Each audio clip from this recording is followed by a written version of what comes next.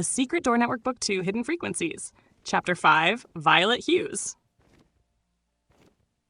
The soft lavender light of early morning filtered into the coffee shop, casting a violet tint over the wooden tables.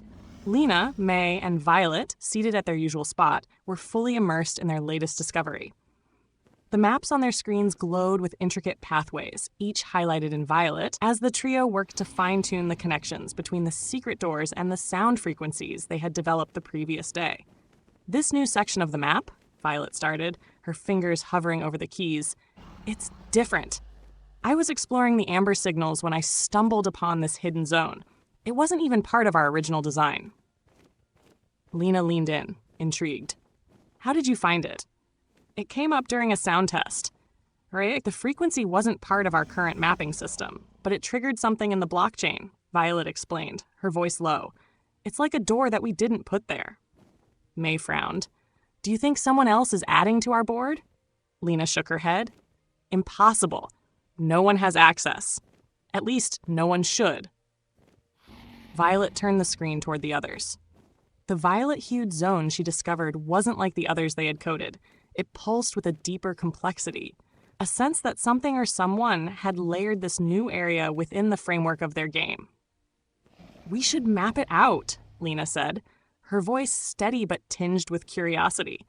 If it's part of the system, we need to know what it connects to. The three of them began analyzing the newly found zone, each working in sync as they decoded the cryptography embedded within the map. The layers of sound frequencies were tied into the visuals, making the task more challenging than they expected.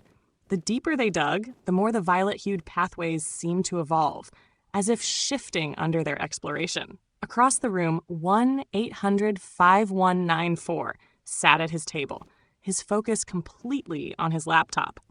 Today's fedora was a shade of gray, though it seemed to catch the light in a way that hinted at darker tones.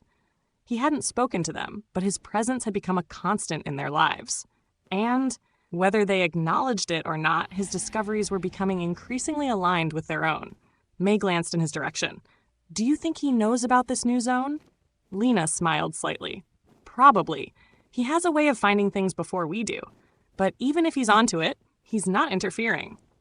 Violet, focused on her screen, suddenly paused. There's something strange about the code in this zone. It's older. Like it's been here for years, but only recently surfaced. The thought lingered in the air. A zone within their system that had existed long before they found it? It made no sense. And yet, the map didn't lie.